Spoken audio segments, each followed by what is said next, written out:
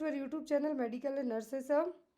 आज का टॉपिक है हमारा मॉडल पेपर 8, जिसमें हम मोस्टली क्वेश्चन है जो एनाटमी के एंड गायनेक के हैं जो सॉल्व करने वाले हैं।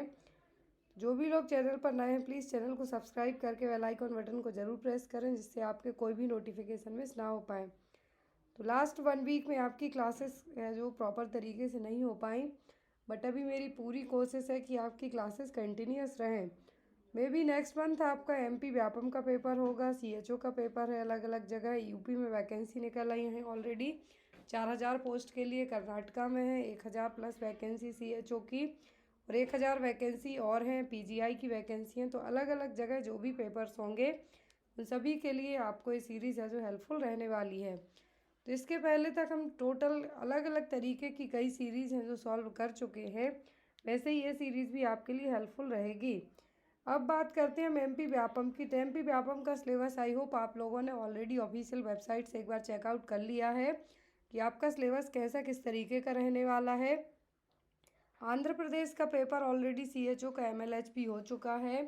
अब अपकमिंग टाइम में एमपी में वैकेंसी आने वाली हैं, राजस्थान में आने वाली हैं, तो वो लोग भी अपनी तैयारी है जो अच्छे से करके रखें।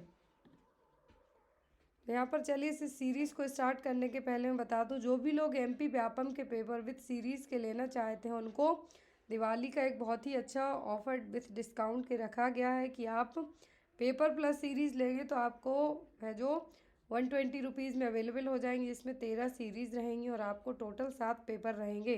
हर एक सीरीज़ में 50 एमसीक्यू रहेंगे विथ रेशनल के, और जो 7 पेपर रहेंगे एमपी व्यापम के वो सभी सॉल्व पेपर रहेंगे, जिससे आपके अपकमिंग एग्ज़ाम में आपको बहुत ज़्यादा हेल्प होगी।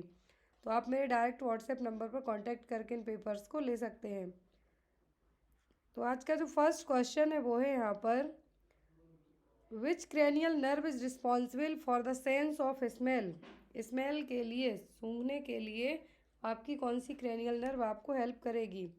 ऑप्टिक, ऑल्फैक्टरी, वेस्टिबो कोक्लियर या फिर ऑक्यूलो मोटर। कौन सी क्रेनियल नर्व आपकी सूंघने के लिए हेल्प करेगी स्मेल के लिए? तो वो होगी ऑल फैक्ट्री क्रेनियल नर्व। कौन सी होगी? All factory cranial nerve. Pair of cranial nerve होती है हमारी बॉडी में, तो इनका काम है जो अलग अलग होगा। कुछ मिक्स्ड होती हैं, कुछ सेंसरी होंगी और यहाँ पर कुछ मोटार होंगी। तो जो फर्स्ट क्रेनियल नर्व होती है वो होती है ऑल फैक्ट्री क्रेनियल नर्व। इसका काम होता है, जो जनरल फंक्शन है वो क्या है? वो है यहाँ पर सेंस ऑफ स्मेल। दूसरी होती है ऑप्टिक, जो कि हमारे विजन के लिए हेल्पफुल रहेगी। थर्ड होती है oculomotor. Fourth one is trochlear. दोनों क्या करती हैं? आई मूवमेंट में हेल्प करती हैं। फिर आती है 5वें नंबर की ट्राइजेमिनल नर्व। कौन सी? फिफ्थ आती है ट्राइजेमिनल, जो कि फेस और सेंसरी मोटार मिक्स्ड टाइप की नर्व रहेगी। फिर आती है एब्ड्यूसेंस, फेसियल, वेस्टिबो कोक्लियर। वेस्टिबो कोक्लियर आपके बॉडी बैलेंस और सुनने में हेल्प करेगी। फिर आती है ग्लेसोफेरेंजियल। 10th पे आती है वेगस। फिर आती है एसेसरी और लास्ट वन इज हाइपोग्लोसल, जो कि आपके बोलने में, चबाने में, निगलने में, सभी में हेल्प करेगी। तो आपको पूरी 12 क्रेनियल नर्व विथ फंक्शन के कौन सी मोटार है और कौन सी सेंसरी है या फिर कौन सी मिक्स्ड नर्व है, आपको एग्ज़ाम में आता है। एक क्वेश्चन आप कोई सा भी एग्ज़ाम दे रहे हो आपको क्रेनियल नर्व से ज़रूर आएगा। नेक्स्ट है यहाँ पर, in which condition the phototherapy is used for the treatment. तो ऐसी कौन सी कंडीशन है जिसमें हम फोटोथेरेपी यूज़ करते हैं एज एन ट्रीटमेंट? जैसे हम एंटीबायोटिक यूज़ करते हैं वैसे ही फोटोथेरेपी होती है, रेडिएशन थेरेपीज़ होती हैं। तो यहाँ पर फोटोथेरेपी कौन सी प्रॉब्लम को ट्रीट करने में हम यूज़ करेंगे? साइनोसिस, एक्जिमा, डायरिया या फिर जॉइंटिस। तो यहाँ पर साइनोसिस में क्या होगा? ब्लूइश डिस्कलरेशन होगा। क्यों होगा? ऑक्सीजन की कमी के कारण। एक्जिमा एक स्किन प्रॉब्लम है। डायरिया में लूज मोशन जाएंगे आप। और फिर आता है जॉइंटिस। तो जॉइंटिस में क्या होगा? बिलीरुबिन का लेवल आपकी बॉडी में बढ़ेगा। लेकिन जब यदि यही बिलीरुबिन आपकी बॉडी से बढ़ते हुए आपके ब्रेन तक पहुंच जाए तब ये कहलाता है कर्निकटेरस। तो यहाँ पर फोटोथेरेपी यूज़ की जाती है जॉइंटिस को ट्रीट करने के लिए। अब जॉइंटिस को ट्रीट करने में जब फोटोथेरेपी यूज़ की जा रही है तो फोटोथेरेपी के कुछ इंडिकेशंस होते हैं, कुछ साइड इफ़ेक्ट होते हैं, कुछ कॉन्ट्रा इंडिकेशंस होते हैं। तो फर्स्ट आता है, फोटोथेरेपी दी जाती है किसके लिए? जॉइंटिस के लिए। क्यों दी जाएगी? जो बिलीरुबिन का लेवल बढ़ा हुआ है उसको हमें कम करना है। जो अनकॉन्जुगेटेड बिलीरुबिन है उसके लेवल को हमें कम करना है। फिर यहाँ पे बात आती है फोटोथेरेपी देते हैं तो बॉडी के कौन से ऑर्गन को हमें कवर करके रखना है। ये बड़े बच्चों में फोटोथेरेपी जनरली यूज़ नहीं की जाती है। जनरली जो इन्फेंट होते हैं या फिर न्यूनेट्स होते हैं उनमें फ़ोटोथेरेपी यूज़ की जाती है। किसके लिए? जॉइंटिस के लिए। तो अब यहाँ पर फोटोथेरेपी जब भी दी जाती है किसी भी न्यूनेट्स को या फिर आफ्टर बर्थ के 14 डेज़ बाद यदि बेबी को जॉइंटिस डेवलप हो रहा है तो जनरली ऑटोमेटिक ठीक हो जाता है यदि फिजियोलॉजिकल जॉइंटिस हुआ है तो यहाँ पर जब फोटोथेरेपी देते हैं तो हमेशा आइस और जो जेनाइटल पार्ट है उन दोनों को क्या किया जाता है, एक सॉफ्ट कपड़े से कवर करके रखा जाता है ताकि जो फोटोथेरेपी के रेडिएशंस हैं वो बेबी की आइस और जेनाइटल पार्ट को अफेक्ट ना कर पाएँ। नेक्स्ट आता है यहाँ पर near sightedness is also known as निकट दृष्टि दोष। क्या कहेंगे हम इसको? निकट दृष्टि दोष। तो इसके लिए हम और क्या कह सकते हैं? मायोपिया, प्रिस्बायोपिया, हाइपरमेट्रोपिया या फिर कैटरेक्ट। जो नियर साइटेडनेस होती है, निकट दृष्टि दोष, जिसको हम क्या कहते हैं? कहलाता है मायोपिया। क्या कहलाएगा? मायोपिया। कैटरेक्ट में जो आपके लेंसेस हैं उन पर ओपेसिटी छा जाएगी, आपको धुंधलापन नज़र आएगा। फिर आता है प्रिस्बायोपिया। क्या है? प्रिस्बायोपिया। तो प्रिस्बायोपिया में भी जो लेंस की इलास्टिसिटी होती है वो धीरे धीरे कम होने लगती है और जनरली जो एज्ड, जिसको हम कहेंगे एज लॉन्ग साइटेडनेस भी कह सकते हैं, जैसे जैसे मिडिल एज और ओल्ड एज आपकी एज बढ़ती जाएगी आपको एक प्रॉब्लम डेवलप होगी, लेंस की जो इलास्टिसिटी है वो क्या हो जाएगी? धीरे धीरे कम होने लगेगी। नेक्स्ट आता है यहाँ पर आपका question, which among the following products are non biodegradable. Generally दो टाइप के प्रोडक्ट्स होते हैं। एक होते हैं बायोडिग्रेडेबल, जिनको हम ज़मीन के अंदर गड्ढा खोद के यदि उसको अंदर रख दें और ऊपर से मिट्टी ढक दें तो ये क्या हो जाएंगे? धीरे धीरे सड़ने गलने लगे होंगे। दूसरे होते हैं आप उनको 20 साल के लिए भी ज़मीन के अंदर रख दो उनका कुछ भी नहीं होगा, तो वो कहलाते हैं नॉन बायोडिग्रेडेबल। तो यहाँ पर आपको बताना है कि कौन से प्रोडक्ट्स हैं जो नॉन बायोडिग्रेडेबल हैं। दैट मीन्स आप यदि उनको कितने भी टाइम के लिए ज़मीन के अंदर रखते हैं उनका कुछ भी नहीं बिगड़ेगा। तो यहाँ पर ऑप्शन में आपको food wastage, dead animals, polythene bags या फिर पेपर। कौन से प्रोडक्ट्स हैं जो कि नॉन बायोडिग्रेडेबल हैं? तो वो होते हैं पॉलीथीन बैग्स। क्या होंगे? पॉलीथीन। आप चाहें तो ये प्रैक्टिकल भी कर सकते हैं या फिर आपने अभी तक कई बार ये चीज़ देखी भी होगी कि आप पॉलीथीन को 10 साल 20 साल के लिए ज़मीन के अंदर गड्ढा खोद के गाड़ दें, जब भी आप उसको निकालेंगे वो सेम एज वैसे ही निकलेगी। लेकिन आप यदि एनिमल्स को, फूड वेस्टेज को या फिर पेपर्स को ज़मीन के अंदर गाड़ दें और फिर उसको निकालें तो वो क्या निकलेंगे? सड़े गले मिलेंगे, आपको कुछ भी वहाँ पे नहीं मिलेगा, खाद बन जाएगा सब। तो वो क्या कहलाते हैं? वो कहलाते हैं बायोडिग्रेडेबल। और जो भी लोग इस क्लास से जुड़े हुए हैं मैं उनको बता दूं, कल आपको मे बी हो सकता है ट्यूसडे मॉर्निंग में आपको जितने भी व्यापम के 7 पेपर हैं मेरे पास, तो बहुत सारे लोगों के डाउट्स थे और कमेंट्स थे कि जो ऑफिशियल पेपर है उनमें आपको थोड़ा सा ब्लड दिख रहा है क्योंकि छोटे छोटे अक्षर हैं वहाँ पर, छोटी छोटी टाइपिंग है, तो उनको मैंने टाइप किया हुआ है। उन सभी पेपर्स को जैसे आपको अभी ये सीरीज़ प्रेजेंट की गई स्क्रीन पर, इस फॉर्मेट में आपको अवेलेबल करवाए जाएंगे पूरे पेपर्स, हिंदी इंग्लिश दोनों लैंग्वेज में। हो सकता है एक ही क्लास में पूरे 7 पेपर करवा दें या फिर 2 क्लास में आपको पूरे पेपर है जो करवा दिए जाएं। तो आप लोग प्लीज़ रेडी रहिए, ट्यूसडे को पूरे एमपी व्यापम के पेपर आपको 7 पेपर एक ही क्लास में करवा दिए जाएंगे। जो लोग त्रिपुरा का पेपर दे रहे हैं तो 2 पेपर मेरे पास अवेलेबल हैं, तो दोनों पेपर आपको कंबाइंड करके एक ही क्लास में आपको वो पेपर्स भी करवा दिए जाएंगे। Deep breathing promote surfactant secretion, तो ये भी सही है। Surfactant reduce the amount of pressure needed to inflate the alveoli. Surfactant क्या करेंगे? प्रेशर को कम करेंगे जिससे एल्वेलाई प्रॉपर तरीके से इन्फ्लेट हो सके। लेकिन यहाँ पर जो आपको कहा है गलत आपने क्या बताया है, तो वो atelectasis does not happen in post operative period. चलिए आज की क्लास का फर्स्ट क्वेश्चन देखते हैं हम। क्वेश्चन है यहाँ पर, the most common psychological problem in adolescent is. तो यहाँ पे मैं आपको बता दूं, जो भी लोग यूपी एमपी किसी भी स्टेट का पेपर देते हैं आपको 5 नंबर का एडोलेसेंट हेल्थ से क्वेश्चन आते ही आते हैं। उसमें चाहे आपके प्रोग्राम आ जाएं, एडोलेसेंट हेल्थ एज ग्रुप में क्या प्रॉब्लम्स हो सकती हैं, क्या प्रोग्राम्स लाए गए हैं इनके लिए, हेल्थ प्रोग्राम, न्यूट्रिशनल प्रोग्राम, तो सब कुछ इसमें आपको ऐड हो जाएगा। एडोलेसेंट हेल्थ में क्या एज ग्रुप है, तो मोस्ट कॉमन साइकोलॉजिकल प्रॉब्लम क्या है एडोलेसेंट एज ग्रुप में, 10 से 19 साल तक की जो एज ग्रुप WHO के द्वारा कंसीडर किया गया है, कितना 10 to 19 ईयर्स। तो यहाँ पर ऑप्शन में एंजाइटी डिसऑर्डर, डिप्रेशन, फ्रस्ट्रेशन या फिर एक्सेसिव इरिटेबिलिटी। तो जो एडोलेसेंट एज ग्रुप में जो कॉमन साइकोलॉजिकल प्रॉब्लम होती है वो होती है depression. Psychological problem adolescent age group में क्या है, वो डिप्रेशन। नेक्स्ट है यहाँ पर sterilization services can not be provided to the following except. तो स्टरलाइजेशन सर्विसेज हम इनमें से किसको प्रोवाइड नहीं कर सकते, किसी एक को छोड़कर। ऑप्शन में यहाँ पर एवर मैरिड मेल और female client, widow without children, live in couples, unmarried women. तो यहाँ पर sterilization services can not be provided to the following, that means हम इनमें से किसको स्टरलाइजेशन सर्विसेज नहीं दे सकते हैं, मतलब परमानेंट फैमिली प्लानिंग इनकी हम नहीं करवा सकते, ट्यूबेक्टोमी, बेसेक्टोमी, लेकिन किसी एक को छोड़कर मतलब हम उसको करवा सकते हैं। तो यहाँ पर जो विडो वूमेन है विदाउट चिल्ड्रन उसको हम स्टरलाइजेशन नहीं करवा सकते हैं। जो लिव इन कपल्स में है उनके लिए भी नहीं, और जो अनमैरिड वूमेन है उसका भी हम स्टरलाइजेशन नहीं करवा सकते। लेकिन जो मैरिड मेल और फीमेल क्लाइंट है उनका स्टरलाइजेशन हम करवा सकते हैं, बाकी इन सभी का हम नहीं करवा सकते। नेक्स्ट है यहाँ पर which immunity is affected by HIV infection. तो HIV इन्फेक्शन में कौन सी इम्यूनिटी अफेक्ट होगी, नेचुरल, एक्टिव, सेल्यूलर या फिर ह्यूमोरल इम्यूनिटी। ये क्वेश्चन एग्जाम में आता है, स्पेशली CHO एग्जाम में आपके लिए। तो कौन सी इम्यूनिटी है जो HIV इन्फेक्शन में अफेक्ट होगी, तो वो होती है सेल्यूलर इम्यूनिटी। कौन सी इम्यूनिटी, सेल्यूलर इम्यूनिटी। HIV से आपको ड्रग ऑफ चॉइस पूछा जा सकता है पीडियाट्रिक में, तो वो निवेरापाइन। और कौन सी मेडिसिन हम दे सकते हैं HIV में, तो वो जिडियोबिडिन। एंड HIV के लिए कंफर्मेटरी टेस्ट क्या कहलाता है, तो वो होगा यहाँ पर CD4 T cells count less than 200 से भी कम हो जाएगा।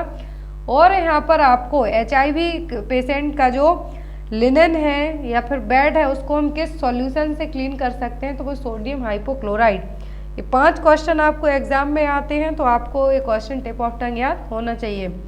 HIV का जो HIV वायरस है किसका पॉजिटिव एजेंट है, तो ये एड्स का। नेक्स्ट वन है यहाँ पर the size of intravenous cannula used for neonate is. तो न्यूनेट के लिए कौन से नंबर का IV कैन्यूला हम यूज़ करेंगे। IV कैन्यूला को लेके जो सेकंड चैनल है हमारा medical and nurses of shorts, उस पर मैंने एक सेपरेट क्लास ली है 10 मिनट की, तो उसमें आप जाके देख सकते हैं कि कौन से साइज का कैन्यूला है जो किसके लिए यूज़ किया जाएगा। ऑप्शन में है यहाँ पर 18 गॉज, 20 गॉज, 22 गॉज या फिर 24 गॉज। तो IV कैन्यूला की जो साइज है जैसे जैसे यहाँ पर क्या होता है, जो नंबरिंग बढ़ती जाएगी, क्या है, जैसे जैसे यहाँ पर जो नंबरिंग बढ़ती जाएगी फ्लो रेट उतना कम होता जाएगा। और यहाँ पे बात की जा रही है किसके लिए, न्यूनेट्स के लिए। तो न्यूनेट में उनकी जो वेन होती है कैसी होती है, बहुत ही स्मॉल होती हैं, तो उनमें जो फ्लो रेट होता है वो कितना होगा, वो होता है 13 ml पर मिनट तक हम उनमें फ्लो कर सकते हैं। और जो कैन्यूला यूज़ किया जाता है वो होता है 24 गॉज। जितने ज़्यादा गॉज का कैन्यूला होगा, मान लीजिए 18 गॉज का कैन्यूला है, तो ये जो रोड ट्रैफिक एक्सीडेंट के बाद जिनको ब्लड ट्रांसफ्यूज़ या फिर फ्लूइड इन्फ्यूज़ करने की ज़रूरत पड़ती है उनमें यूज़ किया जाएगा। मतलब जैसे ये काउंटिंग है, जैसे जैसे ये बढ़ेगी फ्लो रेट भी उतना क्या होगा, कम होते जाएगा। लेकिन जैसे जैसे काउंटिंग घटेगी फ्लो रेट उतना हाई रहेगा।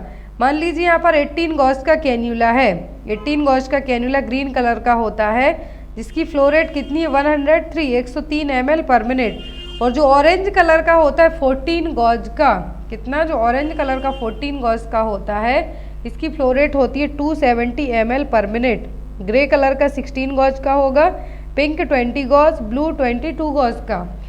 तो यहाँ पर आपको ये सभी कैन्यूला है जो बेस्ड ऑन साइज और नंबर और किस में यूज़ किए जाते हैं याद रखना है। तो 24 गॉज का कैन्यूला यूज़ किया जाएगा IV इंट्रावीनस कैन्यूला न्यूनेट में। फ्लो रेट होगा इसका 13 ml पर मिनट। नेक्स्ट वन है यहाँ पर which of the following lochia finding is expected during the first 24 post delivery.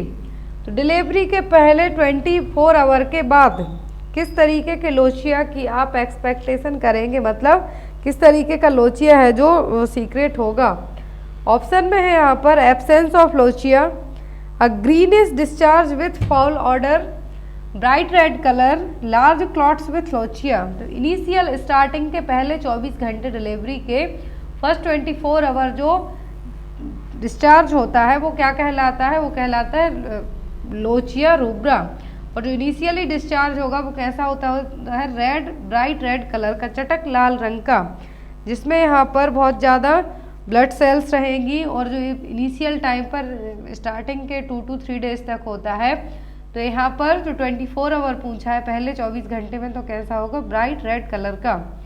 Next one है यहाँ पर which lobe is most commonly affected in children with pulmonary atelectasis. तो पल्मोनरी एटेलेक्टेसिस में specially बच्चों में कौन सा लोब सबसे ज़्यादा अफेक्ट होगा? ऑप्शन में है यहाँ पर right upper lobe, right lower lobe, left upper lobe या फिर लेफ्ट लोअर लोब। तो बच्चों में यदि पूछा है पल्मोनरी एटेलेक्टेसिस में, यदि बच्चों में पूछते हैं तो बच्चों में कौन सा लोब है जो सबसे ज़्यादा अफेक्ट होने के चांसेस रहेंगे? तो बच्चों में पूछते हैं तो कौन सा होगा? Right upper lobe. ये देखिए यहाँ पर जो एटेलेक्टेसिस पूछा है, क्या है? एटेलेक्टेसिस में क्या होगा? जो कोलैप्स होंगे, पार्शियली और कम्प्लीटली कोलैप्स होंगे, सिकुड़ने का काम करेंगे। कुछ लंग्स का पार्ट भी हो सकता है या फिर पूरा लंग्स हो सकता है, लेकिन बच्चों में यदि ये कॉमनली अफेक्ट होगा तो वो क्या होगा? Right upper lobe. कौन सा? राइट अपर लोब है जो मोस्ट कॉमनली अफेक्ट होगा किसमें? पल्मोनरी एटेलेक्टेसिस में, बच्चों में।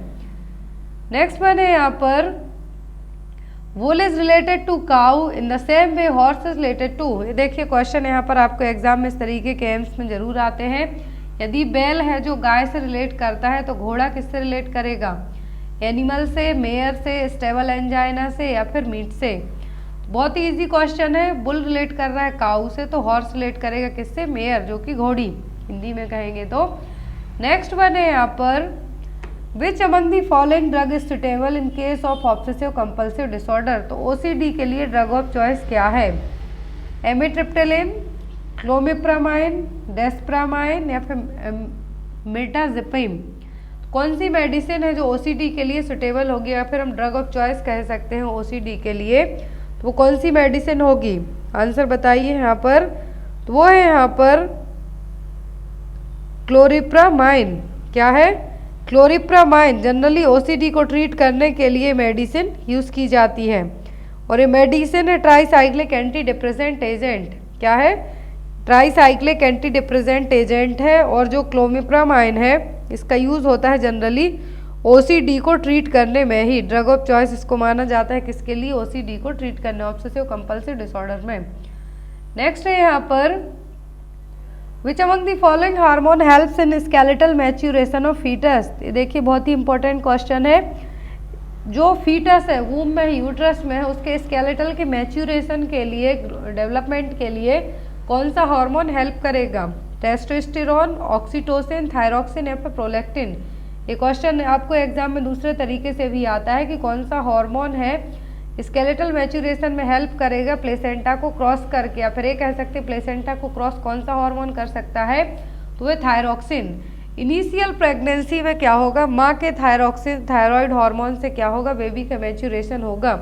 लेकिन आफ्टर 12 वीक के बाद बेबी अपना खुद का थायराइड हार्मोन बनाना स्टार्ट कर देता है।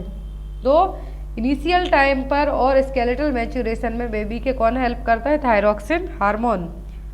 नेक्स्ट वन है यहाँ पर what is the full form of LAMA. तो लामा का फुल फॉर्म क्या है? Leave against medical advice, leave and medication advice, leave alone with medication application या फिर लीव अगेंस्ट मेडिकेशन अप्लाई।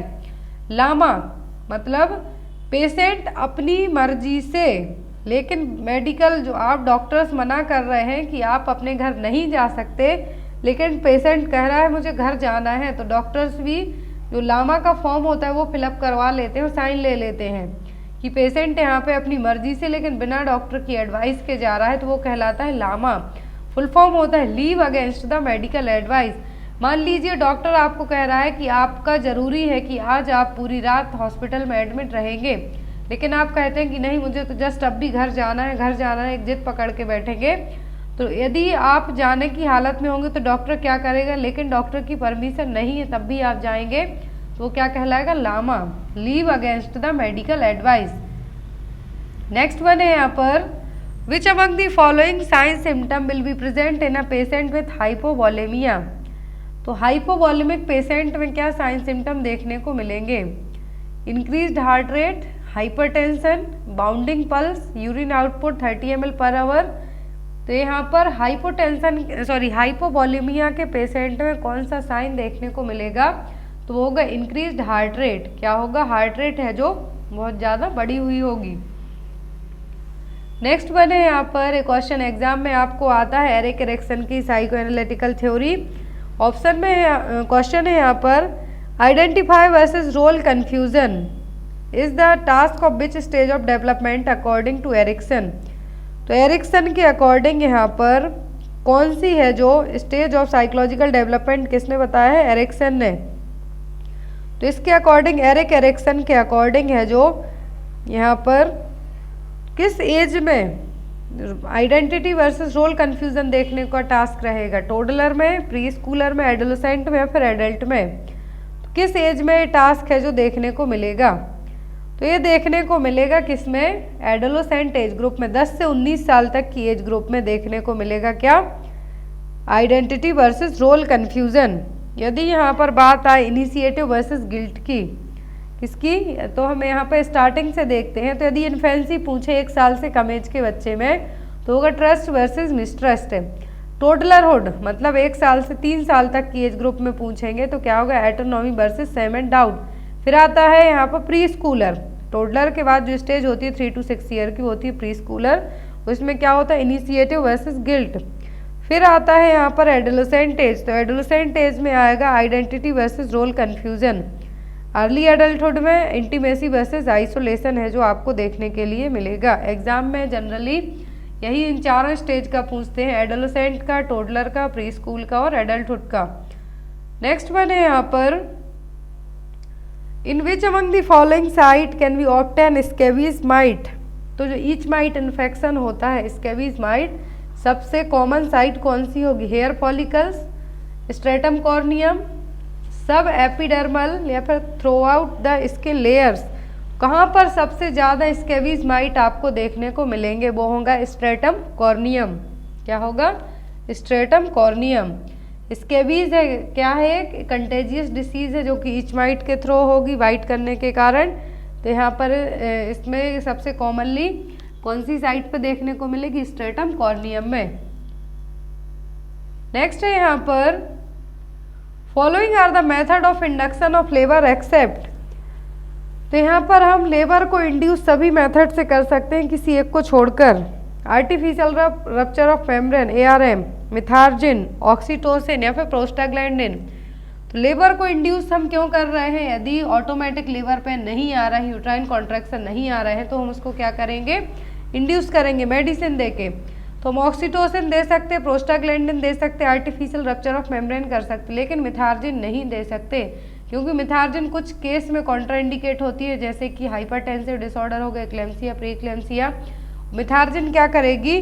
बहुत ही फास्ट तरीके से लेबर को इंड्यूस करने का काम करेगी, जिससे यूट्राइन जो मसल्स उनके रप्चर होने का तक रीजन है जो डेवलप हो सकता है, इसीलिए मिथार्जिन को अवॉइड किया जाएगा। बाकी ऑक्सीटोसिन ड्रग ऑफ चॉइस मानी जाती है लेबर इंड्यूस करने के लिए, साथ साथ पोस्टमार्टम मैनेज करने के लिए भी। नेक्स्ट है यहाँ पर which comfort device is use to prevent foot drop. Foot drop में आपके पैर क्या होते हैं? डाउन साइड को लटक जाएंगे। तो इसको रोकने के लिए आप क्या प्रिवेंट करने के लिए क्या कर सकते हैं? Bed cradle, foot board, sand bag या फिर पिलो का यूज़ कर सकते हैं। तो फुट ड्रॉप में का मतलब होगा आपके पैर नीचे की तरफ झुक जाएंगे, स्पेशली टोए। तो इसको हम कैसे प्रिवेंट कर सकते हैं? फुट बोर्ड के थ्रू। नेक्स्ट है यहाँ पर question sterilization procedure can be form in all except. Sterilization procedure हम इन सभी में कर सकते हैं किसी एक को छोड़कर। Women immediately after birth of first child, women delivered at home, women not an eligible couple list of that area या फिर ऑल ऑफ दी अबव। तो हम सभी केस में स्टरलाइजेशन कर सकते हैं किसी एक को छोड़कर, मतलब कि ट्यूबेक्टोमी करवा सकते हैं फिर वेसेक्टोमी करवा सकते हैं। तो women immediately after birth of first child, तो ऐसे केस में हम स्टरलाइजेशन प्रोसीजर है जो नहीं करवा सकते। मान लीजिए फर्स्ट डिलीवरी हुई, आफ्टर दैट स्टरलाइजेशन नहीं करवा सकते। दूसरा होता है ऐसे वुमेन जिसकी डिलीवरी घर पर हुई हो तो उसकी भी नहीं हम करवा सकते स्टरलाइजेशन, क्योंकि उसके लिए डॉक्टर्स की मेडिकल टीम की एडवाइस की ज़रूरत भी पड़ेगी। हो सकता है कि उसकी डिलीवरी घर पे हुई हो तो कुछ कॉम्प्लिकेशन आए हो, तो ऐसे केस में भी नहीं करवाएंगे। Women not an eligible couple list of that area, तो ऐसी वुमेन की भी नहीं करवाएंगे जब वो एलिजिबल कपल की लिस्ट में ही नहीं है। एलिजिबल कपल का मतलब होगा फर्टाइल एज ग्रुप में नहीं है, तो यहाँ पर इस केस में भी हम स्टरलाइजेशन नहीं करवाएंगे। तो ऐसे केस में आपका आंसर क्या होगा, तो आंसर होगा ऑल ऑफ दी अबव। मतलब स्टरलाइजेशन प्रोसीजर हम इन सब में करवा सकते हैं किसी एक को छोड़कर, तो क्या होंगे यहाँ पर ऑल ऑफ दी अबव।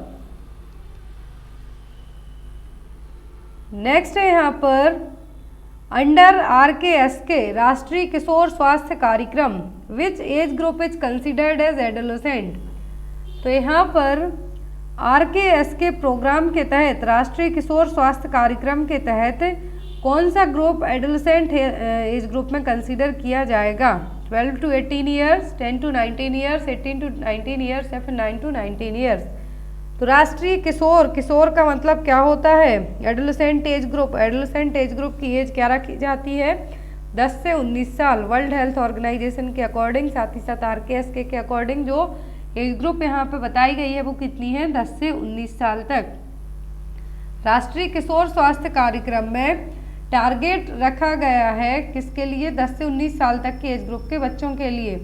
और RKSK लॉन्च हुआ था 7 जनवरी 2014 को, आपको याद रखना है। एडोलेसेंट हेल्थ प्रोग्राम है। RKSK राष्ट्रीय किशोर स्वास्थ्य कार्यक्रम 7 जनवरी 2014 को लॉन्च किया गया था। नेक्स्ट वन है यहाँ पर red cross society was founded by. तो रेड क्रॉस सोसाइटी की स्थापना किसने की थी?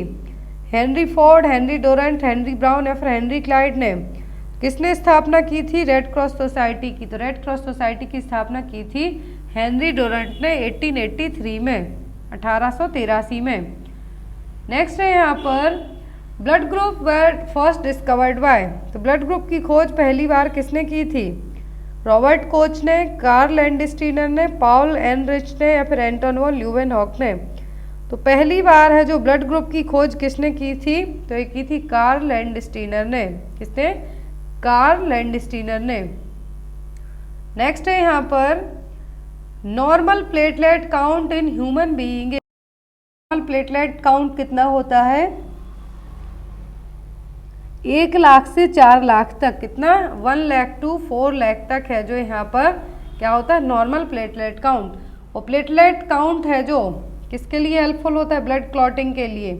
और प्लेटलेट काउंट किस डिसीज में घट जाता है? तो वो है डेंगू। एग्जाम में आपको क्वेश्चन आता है डेंगू में कौन सी ब्लड कॉर्पसेल्स का काउंट घटेगा? तो वो है platelets. Next one is staining technique that is used to identify acid fast bacilli is.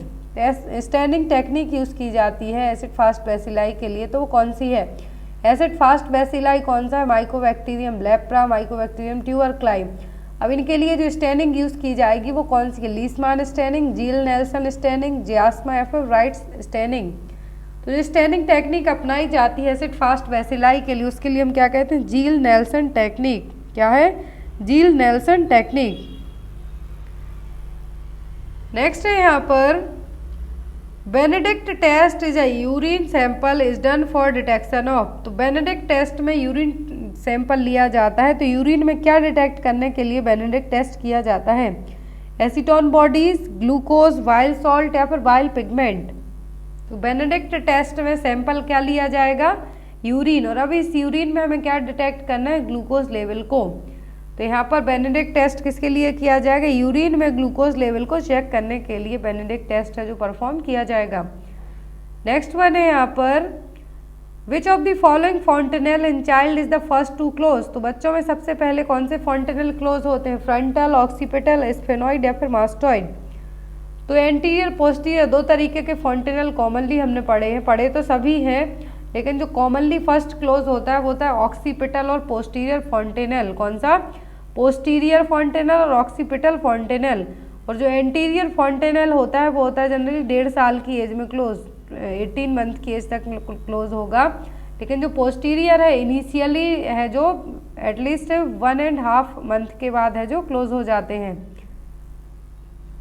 Next है यहाँ पर tetany can be produced by which of the following electrolyte disturbance. Tetany किसकी कमी के कारण होता है? तो होता है कैल्शियम की कमी के कारण।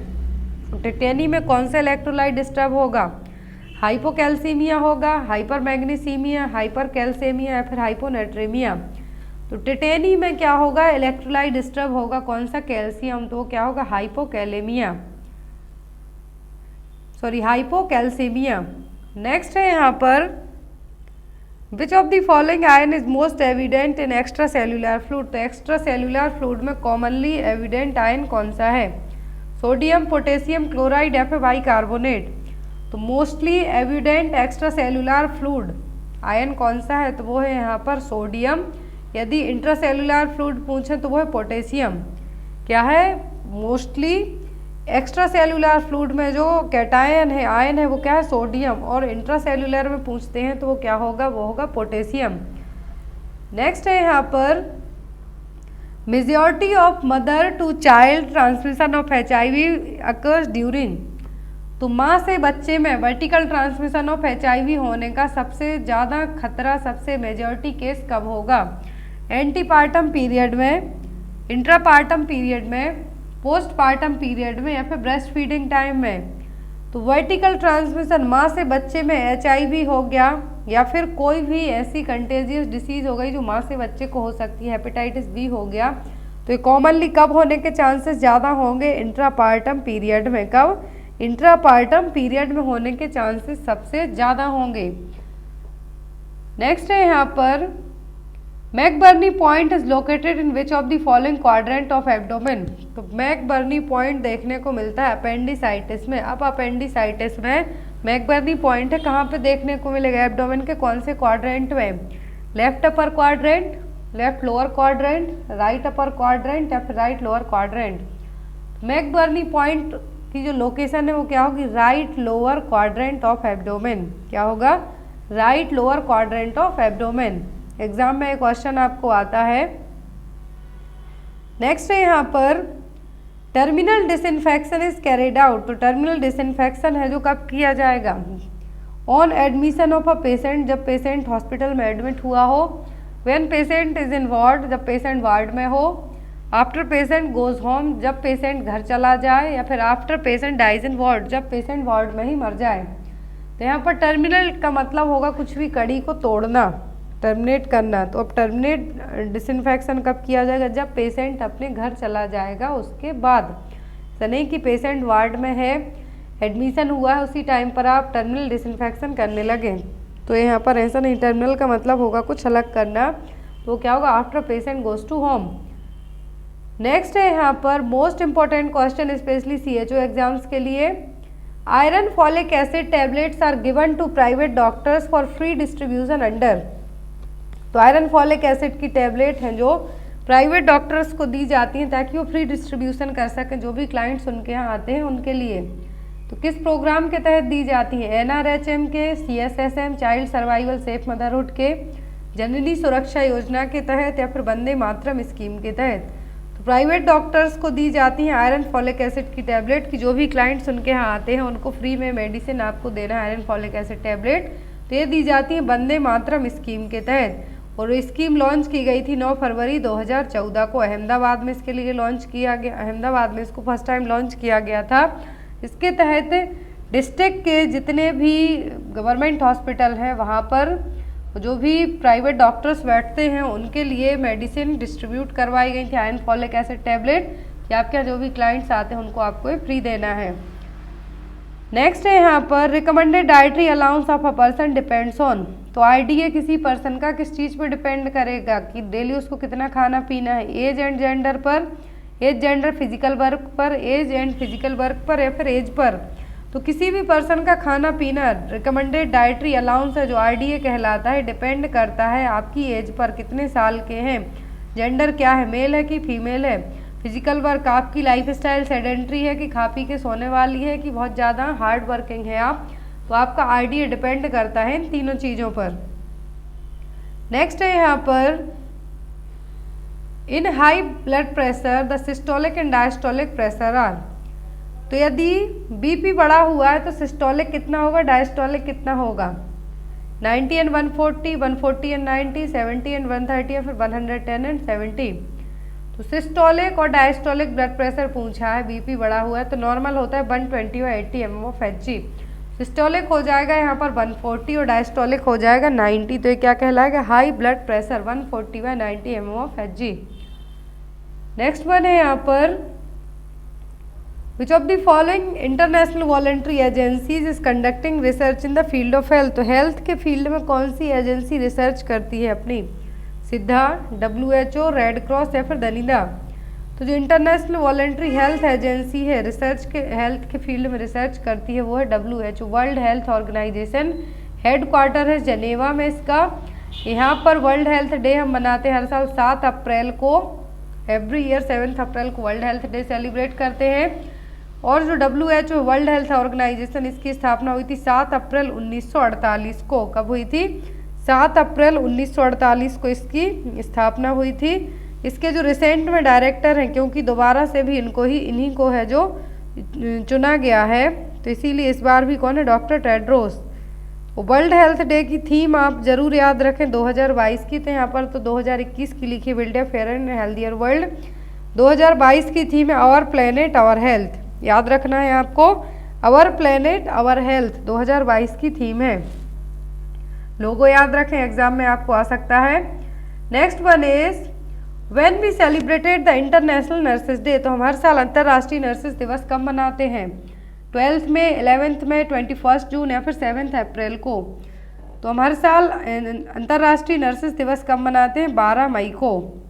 इस साल की थीम क्या थी, a voice to lead, invest in nursing and respect right to secure global health. 2022 की थीम याद रखें आप। आपको इंटरनेशनल नर्सेज डे सबको पता है क्योंकि हम हर साल मनाते 12 मई को, लेकिन थीम हर साल बदल जाती है। 2022 की थीम थी invest in nursing in respect right to secure the global health. और यहाँ पर लेडी विद द लैम्प आता है, तो वह फ्लोरेंस नाइटिंगेल। जन्म हुआ था 12 मई 1820 को। इन्हीं के जन्मदिन के दिन हम क्या मनाते हैं, इंटरनेशनल नर्सेज डे। जन्म हुआ था इनका इटली में 1820 में। डेथ हुई थी इनकी 13 अगस्त 1910 को लंदन में। इनकी जो बुक है एग्जाम में पूछी जाती है वो क्या है, notes on nursing. Notes on nursing की राइटर कौन है, फ्लोरेंस नाइटिंगेल। नेक्स्ट है यहाँ पर, how many rights of child is there that is declared 20 November 1959 by the UNICEF. तो यूनिसेफ ने राइट्स दिए थे बच्चों के, तो टोटल कितने राइट दिए थे 20 नवंबर 1959 को। तो यूनिसेफ ने जो राइट दिए थे बच्चों के कितने थे, टोटल 10 राइट दिए थे। कितने राइट दिए थे, टोटल है जो 10 राइट्स दिए थे यूनिसेफ ने। United Nation International Children's Emergency Fund ने टोटल 10 राइट्स दिए थे बच्चों के 20 नवंबर 1959 को। हेडक्वार्टर है यूनिसेफ का न्यूयॉर्क में।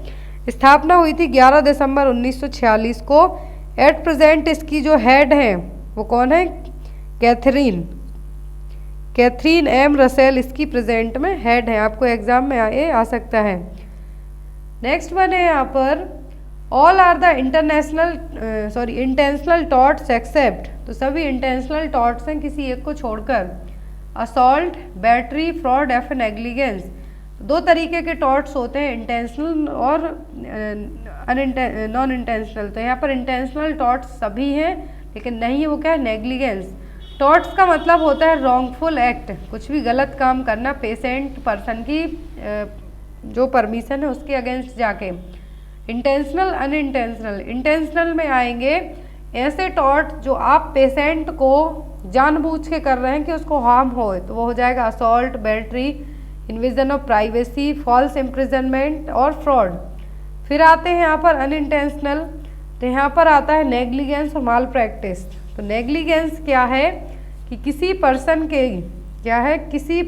की परमिशन के बिना ही आप उसको क्या करते हैं, निगलेक्ट करने की कोशिश करते हैं। माल प्रैक्टिस का मतलब किसी को आप जाके गलत दवाई लगा देते हैं। नेक्स्ट है यहाँ पर, इसका आंसर आप लोग कमेंट बॉक्स में देना। क्वेश्चन है, the bed that is empty and which is not occupied by any type of patient, it's known as. तो एक बेड है हॉस्पिटल का, वार्ड का, क्या है, एम्प्टी है, लेकिन not occupied by any type of patient, it's known as. तो किस टाइप का बेड कहलाएगा, ओपन, क्लोज्ड, कार्डियक या फिर बर्न बेड। तो इसका आंसर आप लोग कमेंट बॉक्स में देना। एक बार और मैं आपसे रिपीट करती हूँ कि जो भी लोग नॉर्सेट के papers, previous year UP CHO के पेपर्स लेना चाहते हैं या फिर किसी भी स्टेट सीएचओ के पेपर सीरीज़ लेना चाहते हैं, तो आप मेरे व्हाट्सएप नंबर पर मुझे डायरेक्ट कांटेक्ट कर सकते हैं। साथ ही साथ ऐप पर भी पेपर्स अवेलेबल हैं, तो वहाँ से भी ले सकते हैं। Thank you for watching us, bye bye, good night, take care. तो इस तरीके का बेड क्या है, खाली है और उस पर कोई भी पेशेंट नहीं है, तो किस तरीके का बेड कहलाएगा, ये कहलाता है क्लोज्ड बेड। क्या कहलाएगा, क्लोज्ड बेड। खाली है बेड, कोई पेशेंट भी नहीं है उस पर, तो क्या कहलाएगा, क्लोज्ड बेड। आज की क्लास का first and most important question exam में आता है, on the human development index countries with high HDI are categorized as. तो ह्यूमन डेवलपमेंट इंडेक्स में HDI, आपको HDI की या तो वैल्यू पूछ सकते हैं कि इंडिया कौन से नंबर पर है, या फिर जो HDI जिनकी हाई होती है, HDI इंडेक्स जो हाई होता है तो क्या रिप्रेजेंट करेगा, डेवलपिंग कंट्री के लिए, डेवलप्ड कंट्री के लिए, लीस्ट डेवलप्ड कंट्री के लिए, या फिर अंडर डेवलप्ड कंट्री के लिए।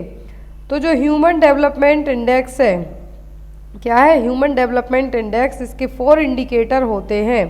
क्या होते हैं, इसके 4 इंडिकेटर होते हैं mainly. Mean year of schooling, expected year of schooling, life expectancy at birth and gross national income per capita. तो क्या है, इसके कंपोनेंट हैं HDI के। यदि जब HDI ज़्यादा हो, दैट मीन्स क्या है, डेवलप्ड कंट्री। क्या है, डेवलप्ड कंट्री। आपको एग्जाम में आ सकता है कि जो ह्यूमन डेवलपमेंट इंडेक्स है, इसकी जो 4 मेजर इंडिकेटर हैं, कैसे पता चलेगा कि कौन सा देश क्या है, हाईली डेवलप्ड है या फिर डेवलपिंग में है, जैसे इंडिया हो गया। तो इस तरीके से, तो यहाँ पर यदि 4 मेजर इंडिकेटर पूछते हैं तो बहुत है, life expectancy for the health, expected year of schooling, mean of year of schooling for education, gross national income per capita for standard of living. तो ये सभी चीज़ें क्या रिप्रेजेंट करती हैं कि कौन सा देश है जो प्रॉपर तरीके से ग्रो कर रहा है या नहीं। अब यहाँ पर बात आती है कि जो इंडिया की रैंक कितनी है, इंडिया की रैंक है जो कितनी है, तो इंडिया की रैंक है 131वीं पोजीशन पर है इंडिया। ह्यूमन डेवलपमेंट इंडेक्स जो रिपोर्ट आई है, और रिपोर्ट कौन देता है, UNDP। UNDP हर साल क्या देता है, रैंक देता है, और 2022 में इंडिया की रैंक कितनी है, 131। कितनी है, 131 रैंक है HDI में, और PHDI में कितनी है, 123वीं रैंक है इंडिया की। तो आपको रैंक है जो जरूर याद रखना है, एग्जाम में आपको आ सकती हैं। और ये रैंक किस चीज़ के कारण डिपेंड करेगी, इंडिया मान लीजिए आपसे पूछा गया कि किस तरीके की कंट्री में आएगा, तो इंडिया आएगा डेवलपिंग में, ना कि डेवलप्ड में। किसमें आएगा, डेवलपिंग कंट्री में। और यहाँ पर जो रसिया है, रसिया की रैंक है जो अभी तक सबसे ज़्यादा रही है, मतलब रूस के पास हर एक चीज़ें हैं, हर एक चीज़ से मतलब वहाँ के बच्चे भी स्कूल जाते हैं, पर कैपिटा इनकम भी अच्छी है, स्टैंडर्ड ऑफ लिविंग भी अच्छा है। तो यहाँ पर इंडिया पूछे तो डेवलपिंग में है। और यहाँ पर नेक्स्ट क्वेश्चन है आपका, match the list first and list second and select the correct answer from the code given below. तो यहाँ पर फर्स्ट लिस्ट से आपको सेकंड लिस्ट से मैच करना है ताकि करेक्ट आंसर आप बता सकें। Retinol, tocopherol, niacin and ascorbic acid, तो ये सभी विटामिन के नाम दिए हुए हैं, और दूसरे में उनसे होने वाली डेफिशिएंसी दी हुई है। Pellagra, multiple bleeding tendencies, muscular weakness, या फिर केराटोमलेशिया। तो यहाँ पर आपका आंसर क्या होगा, ऊपर है जो आपको ऑप्शन दिए हुए हैं, नीचे कोड दिया हुआ है, अब आपको फॉलो करना है कि किसकी जोड़ी किससे मिलाएंगे आप। तो रेटिनॉल, रेटिनॉल क्या करता है, ये करेगा केराटोमलेशिया। क्या क्रिएट करेगा, रेटिनॉल केराटोमलेशिया, जिसको हम विटामिन ए भी कहेंगे। टोकोफेरॉल, क्या है tocopherol, vitamin D. Vitamin D क्या करेगा, तो विटामिन डी करेगा यहाँ पर मस्कुलर वीकनेस। नियासिन की कमी से क्या होगा, पेलाग्रा, ब्लीडिंग टेंडेंसीज स्कर्वी किससे होगा, एस्कॉर्बिक एसिड विटामिन सी की कमी से। तो अकॉर्डिंग टू दैट जो आपका राइट आंसर होगा वो होगा ए। आप चाहें तो इसको नोट पेपर कागज़ पेंसिल के ऊपर भी इनको मिला के चेक कर सकते हैं। नेक्स्ट है यहाँ पर the recommended daily energy intake of an adult pregnant women with heavy work is.